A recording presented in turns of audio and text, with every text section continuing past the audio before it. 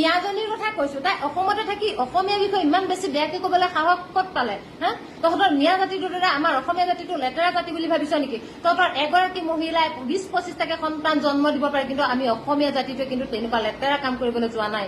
তহঁতৰ মিয়া জাতিটোৰ কাৰণে আমি অসমীয়া জাতিটো অসমতে থাকিবলৈ ঠাই নাইকিয়া হৈ গৈছে। তই অসমৰ মাটিতে থাকি অসমৰ মাটিতে বহি অসমীয়া বিষয়ে ইমান বেছি বেয়াকে ক'বলৈ ক'ত সাহস পালি?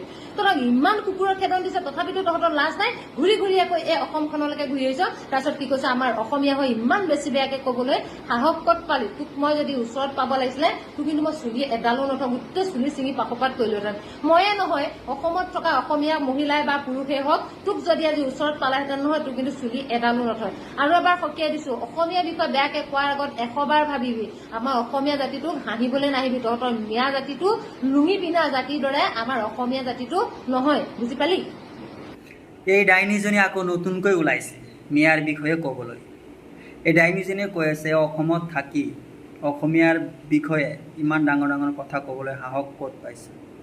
আৰে অসমখন তোৰ বাপেকৰ কিনা সম্পত্তি নেকি যে অসমত থাকি তহঁতৰ বিষয়ে কিবা ক'লে তহঁতক সোধ পোছ কৰিহে কৰিব লাগিব?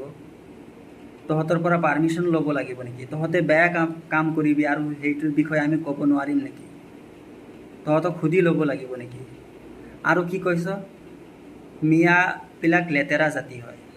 মিয়ায়ে 20টা-25টা সন্তান জন্ম দিয়ে। 20টা-25টা সন্তান জন্ম দিয়ে, সেইকাৰণে মিয়া লেতেৰা।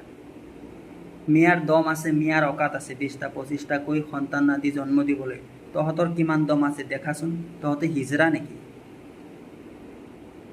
তই এটা কথা চিন্তা কৰ, এটা মিয়া ফেমিলিৰ পৰা বা এটা মিয়া ঘৰৰ পৰা যদি 20টা-25টা সন্তান আদি থাকে আৰু তহঁতৰ এটা পৰিয়ালৰ যদি 2টা-3টা থাকে, তেনেহ'লে এই 20টা-25টাৰ লগত 2টা-3টাই পাৰিব নেকি?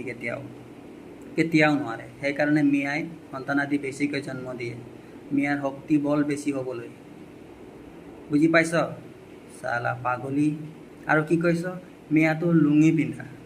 তহঁতৰ নিচিনা বোৱাৰীবিলাকে এই মেখেলাডাল ইয়াতে বান্ধি নথয়।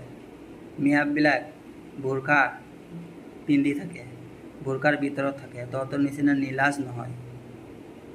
চালা কথা ক'বলৈ আহিছ, অলপ ভাবি চিন্তি কবি। বৰ উৎপাত কৰি আছ তহঁতে, চালা জহৰীবিলাক।